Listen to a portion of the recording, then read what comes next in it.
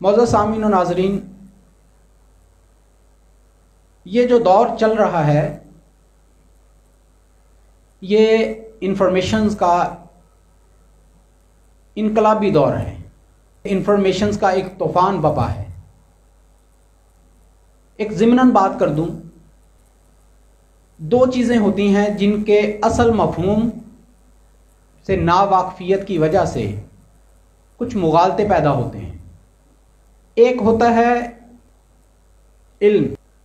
جس کے لیے ہم انگلش میں لفظ استعمال کرتے ہیں نالج، اور ایک ہوتا ہے فہم، جس کے لیے وزڈم کا بھی لفظ استعمال ہوتا ہے انگلش میں۔ بالکل اسی طرح اطلاع، خبر، اطلاع، جس کے لیے انگلش میں لفظ استعمال ہوتا ہے انفارمیشن۔ انفارمیشن جو ہوتی ہے، اطلاع جو ہوتی ہے، یا کسی چیز کا عام ہو جانا، عامت الناس کی زبان پر کسی بھی بات کا عام ہو جانا، یہ انفارمیشن کی بنیاد پر ہو سکتا ہے، اور یہ صحیح بھی ہو سکتا ہے، غلط بھی ہو سکتا ہے۔ لیکن جب ہم علم کی بات کرتے ہیں تو علم کی بنیاد محض ایک سے سن کے دوسرے کو بتا دینا، دوسرے سے تیسرے کو، یا اس کو پھیلا دینا، یا اس بات کا مشہور ہو جانا، عام ہو جانا، وائرل ہو جانا، پھیل جانا سوسائٹی میں،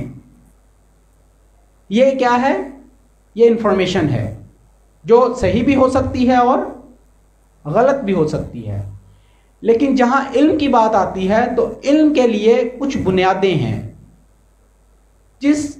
کی روح سے اسے علم کہا جائے گا، اسے نالج کہا جائے گا، جس کا اگلا درجہ پھر وزڈم ہوتا ہے۔ تو علم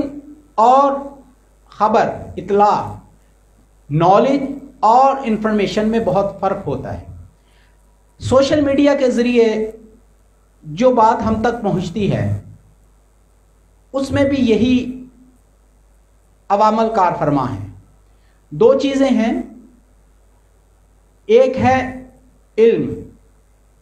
سوشل میڈیا کے ذریعے علم تک رسائی حاصل ہوتی ہے، یا علم ہم تک پہنچتا ہے، اور اسی طرح سوشل میڈیا کے ذریعے ہم تک انفارمیشنز بھی پہنچتی ہیں۔ علم کی بنیاد قرآن و سنت، قرآن و حدیث اور ذخیرہ علم کی جو امہات الکتب ہیں، اس بنیاد پر، اس حوالے سے جو بات ہم تک پہنچے وہ علم ہے۔ لیکن وہ بات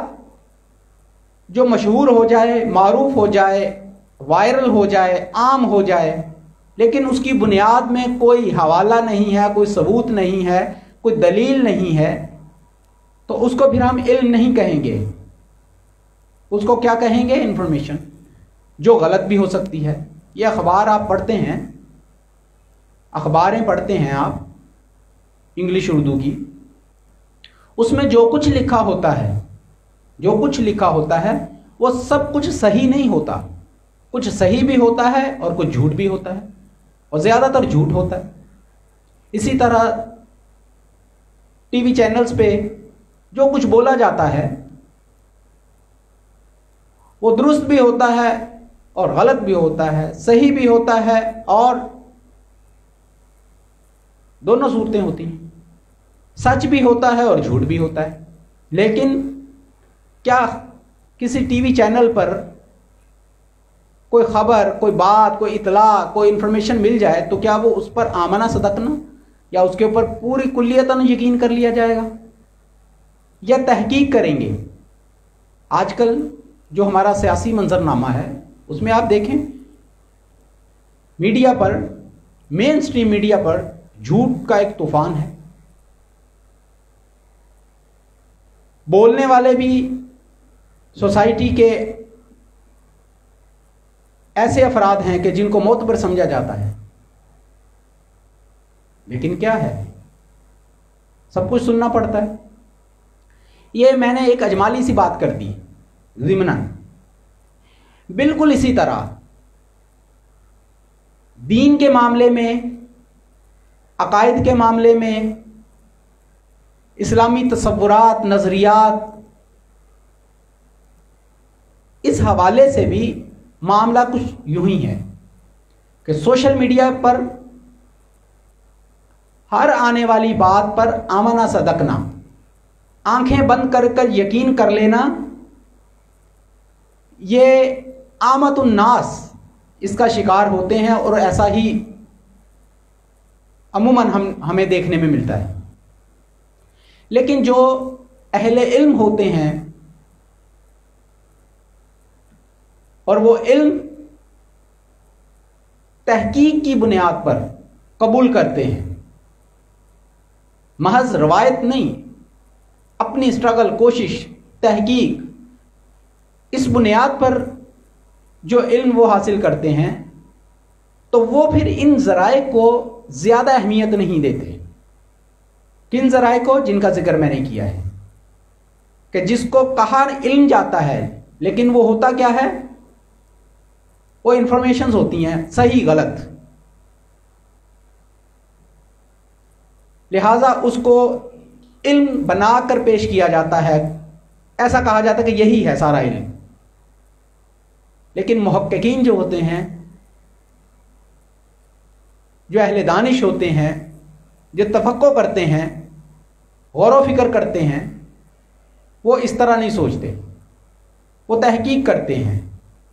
وہ سورس دیکھتے ہیں کہ یہ بات ہم تک پہنچ رہی ہے، اس کا سورس کیا ہے، بیسک سورس کیا ہے۔ اگر تو سورس قدیم ہے اور اکابرین، متاخرین، ان کے اقوال اور ان کی تعلیمات پر مبنی ہے، تو پھر تو سمجھ لیں کہ حق اور سچ کے قریب قریب پہنچ گئے ہم۔ لیکن اگر قول، حوالہ، وہ کسی کا مخصوص مزاج یا بعد میں آنے والے اعتقادی، نظریاتی، فکری بگاڑ یا تبدیلیوں کے باعث ہے، تو پھر اس کی جانچ پرکھ کی جائے گی، اس کو پرکھا جائے گا علم کی اس کسوٹی پر جس کا میں نے ذکر کیا ہے، کہ قدیم ذخیرہ علم کی کسوٹی پر اس کو پرکھا جائے گا۔ ادروائز چاہے ایک بات سب کہہ رہے ہوں، اس پر ایسے یقین نہیں کیا جا سکتا۔ اور ایک بڑی اہم بات وہ یہ کہ قرآن اور حدیث سے اگر کوئی انفارمیشن، نظریہ، عقیدہ، فکر، سوچ اگر مطابقت نہیں رکھتی، قرآن اور حدیث سے مطابقت نہیں رکھتی، تو پھر 1000 اقوال بھی اکٹھے کر لیے جائیں تو وہ قرآن اور حدیث کا مقابلہ نہیں کر سکتی۔ مطلب یہ کہ قرآن جو ہے، قرآن کی تعویلات ہو سکتی ہیں،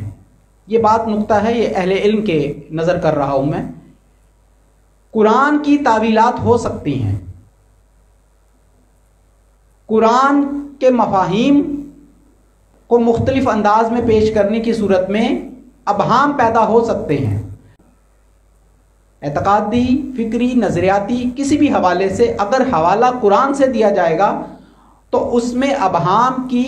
گنجائش ہے، کیونکہ قرآن کی تعویلات پیش کی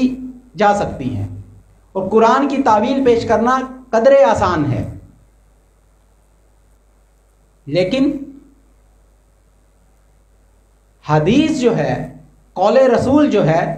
نبی کریم صلی اللہ علیہ وآلہ وسلم کا جو فرمان ہے، وہ اگر اصول حدیث کی بنیاد پر اس کو دیکھا جائے، صحیح حدیث ہے، حدیث حسن ہے، ایون کہ ضعیف حدیث بھی ہے، اس کی کوئی تعویل نہیں کی جا سکتی، اس کی انٹرپریٹیشن اس طرح نہیں کی جا سکتی جیسے ہم قرآن کی کر لیتے ہیں۔ لہذا قول رسول، نبی کریم صلی اللہ علیہ وسلم کا فرمان اگر کسی جگہ وارد ہو جائے تو اس کی نفی کے لیے 1000 اقوال وہ بھی اگر لائے جائیں تو ترازو کے ایک پلڑے میں حضور نبی پاک صلی اللہ علیہ وآلہ وسلم کا فرمان ہے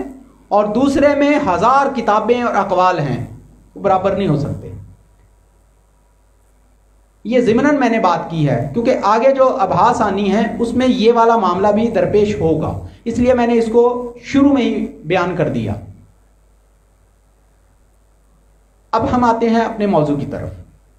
یہ تمہیدی گفتگو کرنے کا مقصد صرف آپ لوگوں کو جو حاضر ہیں مجلس میں، سامعین و ناظرین، یہ ایک بیس میں نے بنائی ہے کہ میری گفتگو ان پیرامیٹرز پر اور ان شرائط اور اصولوں کی بنیاد پر ہوگی۔ میرے سوچنے کا اور گفتگو کا جو مین نقطہ ہے وہ ہے حقائق پر مبنی گفتگو کرنی، بس۔ کسی کو پسند آئے، کسی کو ناپسند آئے، کسی ایک مکتبہ فکر کے نظریے سے مطابقت رکھتی ہو، دوسرا مکتبہ فکر جو ہے اس سے مطابقت نہ رکھتی ہو،